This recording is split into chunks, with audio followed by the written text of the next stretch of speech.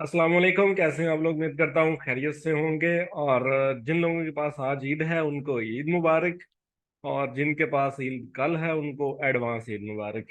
एक और चीज़ आपको थोड़ी सी बतानी थी कि ईद वगैरह आ गई है तो आप थोड़ी सी छुट्टियां करेंगे हम इंशाल्लाह। फिर ये इस वीक की लास्ट वीडियो है। इसके बाद हम जो है वो अपनी न्यू वीक में इंशाल्लाह मंडे वाले दिन से अगेन फिर छुट्टियां काट के एंजॉय करके ईद वगैरह एंजॉय करके तो फिर वापस आ जाएंगे। 2-3 दिन जरा हम छुट्टियां करेंगे। तो एनालिसिस की तरफ चलते हैं। डेली के एनालिसिस हैं, आप लोगों को पता है डेली बेसिस पे फॉरेक्स के एनालिसिस करते हैं। ये कल के एनालिसिस है। बेसिकली कल मैंने आपको इस जगह पे 27 से 22 तक की सेलिंग बताई थी। मार्केट बड़ी अच्छी गई है उधर तक, वो माशाल्लाह बड़ा, जिन्होंने ट्रेड ली होगी अच्छा प्रॉफिट बनाया होगा। उसके बाद ये जो ट्रेंड लाइन की लिक्विडिटी थी बेसिकली मार्केट ने ये ग्रैब की। कल न्यूयॉर्क सेशन में हम लाइव बैठे हुए थे। लाइव सेशन होता है हमारा, डेली लाइव ट्रेडिंग सेशन होता है। हम सिग्नल्स भी प्रोवाइड करते हैं अपने वीआईपी ग्रुप में। वो भी अगर आप ज्वाइन करना चाहते हैं तो नीचे डिस्क्रिप्शन में आपको उसका नंबर मिल जाएगा। अगर आप वीडियो पे यूट्यूब पे वीडियो देख रहे हैं तो आपको डिस्क्रिप्शन बॉक्स में नंबर मिल जाएगा। और अगर आप किसी और प्लेटफॉर्म पे वीडियो देख रहे हैं तो आप उस प्लेटफॉर्म पे मेरे से कॉन्टैक्ट कर सकते हैं और आप ज्वाइन हो सकते हैं। अच्छा जी, बेसिकली ये ट्रेंड की मार्केट ने लिक्विडिटी ग्रैब की और मार्केट सीधा वो हमारे नीचे बाय जोन में चली गई। बाय जोन में जिन लोगों ने बाय लिमिट्स लगाई होंगी उन लोगों ने भी अच्छा प्रॉफिट बनाया होगा। खैर पर्सनली मैंने इधर कोई ट्रेड नहीं थी ली। खैर अगर अगर किसी ने ली हुई तो उसको 75 पिप्स का प्रॉफिट हो चुका होगा। अभी जो गोल्ड की मार्केट है वो बेसिकली रेंज कर रही है, ठीक है। तो आज के एनालिसिस शुरू करते हैं। ये जो हमने बेसिकली एक सपोर्ट लगाई थी उसको जरा थोड़ा सा रिमूव करते हैं ताकि चार्ट जरा थोड़ा सा क्लियर हो जाए। सबसे पहले हम जाएंगे अपनी वेबसाइट पे faisalforexamily.com पे। आपने सेंटीमेंट्स देखने के लिए सेंटीमेंट्स चलते हैं सेंटीमेंट्स की तरफ। और एक और चीज बतानी थी कि जो वीआईपी सिग्नल्स हैं वो भी वो जुलाई से शुरू होंगे। क्योंकि जून का मंथ जो है ना वो हर साल ही बहुत डिफिकल्ट होता है। इसमें बहुत मार्केट से जो है ना फाइट करनी पड़ती है। और इस दफ़ा भी फाइट करनी पड़ी और ट्रेड्स काफ़ी ज़्यादा हुई। और उसी हिसाब से ट्रेड्स के हिसाब से रिजल्ट्स जो है वो अच्छे नहीं हैं। तो इसलिए मैंने फिर सोचा कि चलें, वैसे भी ईद वगैरह भी है तो हम इंशाल्लाह फिर जुलाई से शुरू करेंगे सिग्नल्स वगैरह भी देने। अच्छा जी, गोल्ड के सेंटीमेंट्स के अकॉर्डिंग गोल्ड जो है वो स्टिल सेल है। तो सेल के हवाले से हम डिस्कस करते हैं। ये एरिया बेसिकली मेरा नहीं ख्याल का भी इस एरिया में मार्केट जो है वो उठेगी। H4 की बात करते हैं। H4 के अकॉर्डिंग जो है वो इस जगह पे लिक्विडिटी इकट्ठी हुई पड़ी है। मार्केट इसको ब्रेक नहीं कर पा रही ऊपर वाली साइड पे। और इससे ऊपर हमारे पास अगर देखा जाए तो ये हमारे पास इम्बैलेंस पड़ा हुआ है जिसको आप लोग एफवीजी भी कहते हो। छोटे टाइम फ्रेम पे जाकर देखते हैं छोटे टाइम फ्रेम पे क्या मामला आता है। छोटे टाइम फ्रेम पे भी सेम यही चीज़ बनी हुई है। इस जगह पे लिक्विडिटी पड़ी हुई है और लिक्विडिटी के ऊपर जो है वो हमारे पास एफवीजी पड़ी हुई है। तो इस जगह से अगर आप इंट्राडे ट्रेड करना चाहते हैं तो अगर हम एशियन का हाई देखें तो बिल्कुल एशियन का हाई भी ये है। और अगर मार्केट ये वाला हाई ब्रेक करके M1 या M5 की क्लोजिंग अगेन नीचे दे देती है एशियन के हाई के, सॉरी, एशिया की रेंज में, तो हम इसमें जो सेल की ट्रेड है वो अगेन ले सकते हैं। इसके अलावा मार्केट जब तक 1910 वाला लेवल ब्रेक नहीं करती तब तक इसमें इससे नीचे सेल नहीं देखी जा सकती। बेसिकली ये हमारे पास एक रेंज चल रही है। छोटे टाइम फ्रेम पे चलते हैं हम। 30 में भी सेम यही सिनेरियो बना हुआ है। M15 में भी यही सिनेरियो बना हुआ है। तो इस एरिया में हम करेंगे वेट। मार्केट आती है तो फिर हम इसमें सेल की ट्रेड ले सकते हैं। आगे चलते हैं जीपी जेपीवाई की तरफ। जीपी जेपीवाई की अगर सेंटीमेंट्स की बात करें तो जीपी जेपीवाई में जो है वो हमें बाय की एंट्री जो है वो मिलती है। और बाय के हवाले से हमारे पास वो नीचे जोन पड़ा हुआ है। कल मैंने आपको बताया था कि अगर ये वाला हाई मार्केट ब्रेक करती है तो उसके बाद ये वाला जोन हमारे पास वैलिड हो जाएगा बाइंग के हवाले से। तो इस जोन में वेट करते हैं। उसके अलावा इस जगह पे भी अगर देखते हैं तो इस जगह पे भी बाय की ट्रेड जो है वो वैसे बन सकती है। लेकिन आपने ज़रा थोड़ा सा इस जगह पे कंफर्मेशन का वेट करना है। अगर इस जगह पे कंफर्मेशन मिलती है तो फिर आप बाय कीजिएगा, अदरवाइज बाय लिमिट्स का मैं आपको बिल्कुल मशवरा नहीं दूंगा। हमेशा वेट किया करें थोड़ा सा जोन में, फिर ट्रेड लिया करें। आगे चलते हैं यूरो यूएसडी की तरफ। यूरो यूएसडी के सेंटीमेंट्स की बात करें तो इसमें भी स्टिल जो है वो बाय की ट्रेड ही बनेगी। कल भी इसमें बाय की ट्रेड बन रही थी इसलिए हमने अपने इस जोन में सेल की ट्रेड नहीं ली।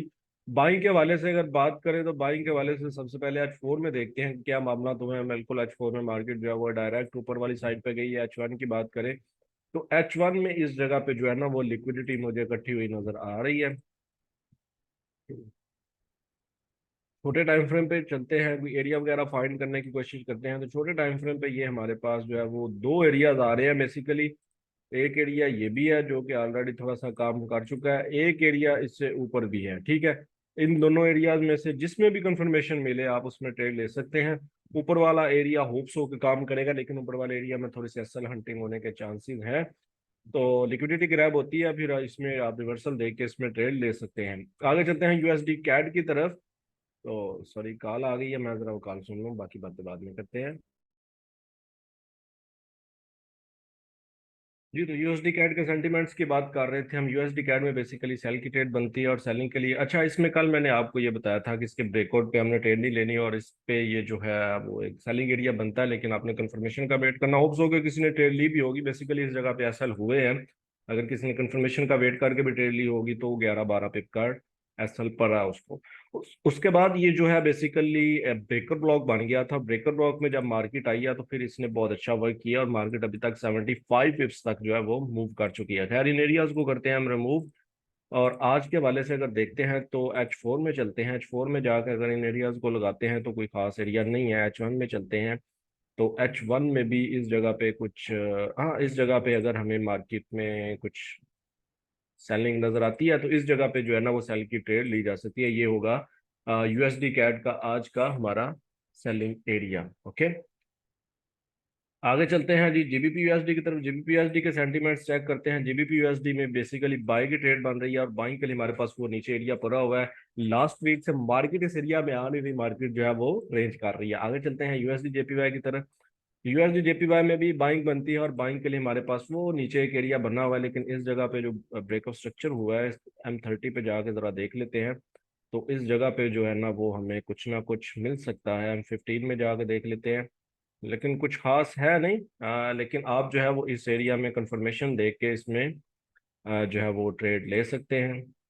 ठीक है, ये होगा हमारा बाइंग का। एक और एरिया आ जाएगा हमारे पास, इस जगह पे हमारे पास जो है वो लिक्विडिटी भी आ गई है। तो सॉरी, तो इस जगह पे हम बाय की ट्रेड एक और ले सकते हैं, और ये ट्रेंड लाइन की लिक्विडिटी भी चलती हुई आ रही है, इसका भी आपने ख्याल करना। आगे चलते हैं यूरो जेपीवाई की तरफ। यूरो जेपीवाई के सेंटीमेंट्स की बात करें तो बेसिकली बाय की ट्रेड बनती है, और बाइंग के हवाले से अगर कोई एरिया देखें तो एरिया कोई खास बन नहीं रहा। इसमें कल भी हम डिस्कशन कर रहे थे कि इसमें कोई एरिया बनता नहीं है, मार्केट जो है ना वो स्ट्रेट ऊपर वाली साइड पे भागती जाती है, भागती जाती है, तो इसमें कोई खास। हाँ, M15 में आके इस जगह पे आप जो है वो बाइंग देख सकते हैं। अगर आप इस जगह पे देखें तो बाय की ट्रेड आपको मिल सकती है, और ये इधर लिक्विडिटी भी थोड़ी सी पड़ी हुई है, तो आपने इस एरिया में थोड़ा सा ख्याल करना है, क्योंकि मैं प्रॉपर सिग्नल देने वाला नहीं हूँ। मैं इंशाल्लाह फिर 1 जुलाई से जो है ना वो सिग्नल वाला सिलसिला शुरू करूंगा, आप लोगों के साथ जस्ट अपना व्यू शेयर कर रहा हूँ।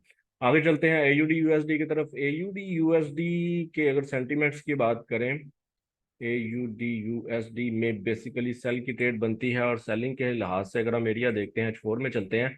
और ये जो हमारे पास लिक्विडिटी पड़ी हुई थी कल मैंने आपको बताया था वो सारी ग्रैब हो चुकी है। अब अगर हम अपने एरिया किसी एरिया की बात करें तो एरिया इसमें इसमें ये FVG आ रही है, इनबैलेंस आ रहा है। इस जगह पे मार्केट ने स्विंग बनाया है जी। इससे ऊपर ये जो है हमारे पास टोटल इम्बैलेंस है। इस पूरे जोन में हम सेल की ट्रेड जो है वो देख सकते हैं। इससे ऊपर की अगर बात करें तो इससे ऊपर जो है वो छोटे टाइम फ्रेम पे जाके देख लेते हैं। अगर इसके अलावा कोई एरिया बनता है तो इसके अलावा बिल्कुल एरिया बनता है। इसके अलावा हमारे पास ये सेलिंग का एरिया आएगा, इस एरिया में भी सेल की ट्रेड ली जा सकती है। आगे चलते हैं एनजेड यूएसडी की तरफ। एनजेड यूएसडी के अगर सेंटीमेंट्स की बात करते हैं तो एनजेड यूएसडी में भी बेसिकली सेल की ट्रेड बनती है, और बेसिकली एनजेड यूएसडी हमारे वो बाइंग जोन में आ चुका। आई होप कि ये डेली का, बिल्कुल ये डेली का लेवल है। डेली वाले लेवल में मार्केट आ चुकी है। छोटे टाइम फ्रेम पे जाके हम जरा अपना सेलिंग के लिहाज से देखते हैं कि सेलिंग के लिए कौन सा एरिया बनेगा। तो सेलिंग के लिए इसमें कोई खास एरिया मुझे बिल्कुल बनता हुआ नजर नहीं आ रहा, वही इम्बैलेंस आ रहा है जो बाकी पेयर्स में आया है। तो सारे पेयर्स में हम सेम व्यू लेके नहीं चल सकते। आगे चलते हैं, इसको छोड़ते हैं, यूरो जीबीपी की तरफ चलते हैं। यार यूरो जीबीपी जो है वो स्टिल उस रेंज में चल रहा है, तो इसके रेंज के ब्रेकआउट का वेट करते हैं। रेंज का ब्रेकआउट होगा तो फिर इसमें देखेंगे इंशाल्लाह। होप सो वीडियो अच्छी लगी होगी, वीडियो अच्छी लगी तो लाइक कर दीजिएगा, और बस लाइक कर दीजिएगा, शेयर कर दीजिएगा, अपनी दुआओं में याद रखिएगा। अल्लाह हाफिज।